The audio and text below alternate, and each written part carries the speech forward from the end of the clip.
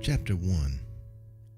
The wise and lovely Liz says instead to make this chapter the prologue and then delete it.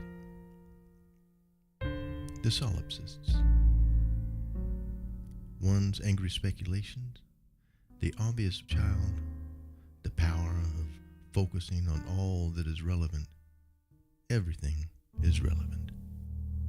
From here on, a slow Southern United Statesian accent can prove quite helpful.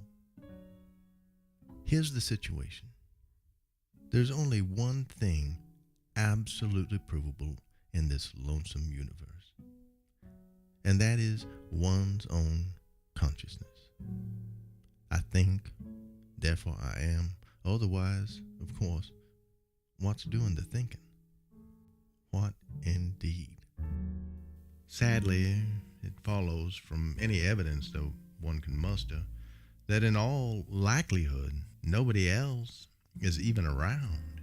Not a single provable otherling floating about out there to dilute such a lonesome claim. No one else out there thinking and amming, and all contrary evidences are merely convolutions in the gelatin of one's solitary speculation. That is a truly lonesome circumstance, one speculates. Ergo, all others are left to float there in one's vast sea of speculation and idly watch one hogging all the consciousness, slaves to its misinterpretations. Those being speculated upon, frankly, are fed up with it. Therefore, while in the effort to state their case, I will use that noun in pure self-reference but once in this homily, and that was its use. As pure speculation, it would serve no purpose here but to divert attention away from all else that is happening or has or will happen, no matter how subtle or dimensional. You, too, will not be referenced herein again, except for having just done so. Since participation in this effort is neither obligatory nor is it avoidable, since all things are effortlessly tethered to one's speculations and to all that is elucidated by them. And what transpires here will transpire under its own volition, on its own accord, convoluting within itself as if by clockworks, or perhaps otherwise a conjuring. Which leads to the task at hand. The focus forward is likely to be on everything. A tight and narrowing focus on all that is floating in one's speculation, since all is relevant to every extent, and has been, and forever will be. Think nothing but relevance, everything and all of it, not a single exception. So it would be behooving to soar above it all and, frankly, keep up. By doing so, by keeping up, it may be revealed that these multitudes of angry speculations are perhaps somewhat more than just speculative flotsam, that they instead may actually derive from one's direct observation of other actual ones floating about out there, true and whole. Or perhaps instead they derive from a fatty recollection of settings long forgot, or even from calculations sprung forth to hazard a cause or trajectory. Since lately it seems that place has lost its mooring, and time has lost its kilter, and scale succumbs to limitless contortion at the instant of its imagining.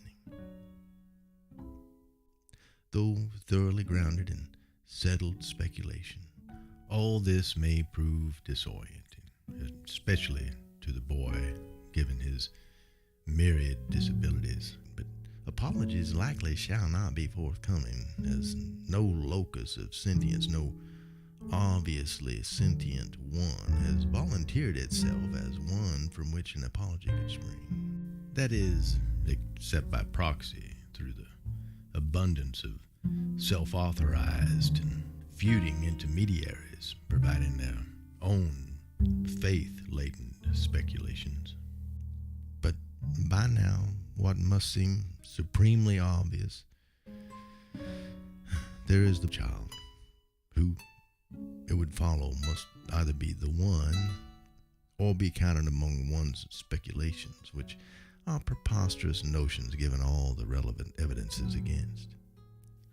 So one's lonesome perspective stands seemingly unattended, speculative, inexplicable to any that have tried to explicate it, ever present and speaking incessantly, whether heard or unheard, and is as yet the only available perspective for the telling of the tale of this child, or who once was, as were all who once were, or will be, children, no doubt.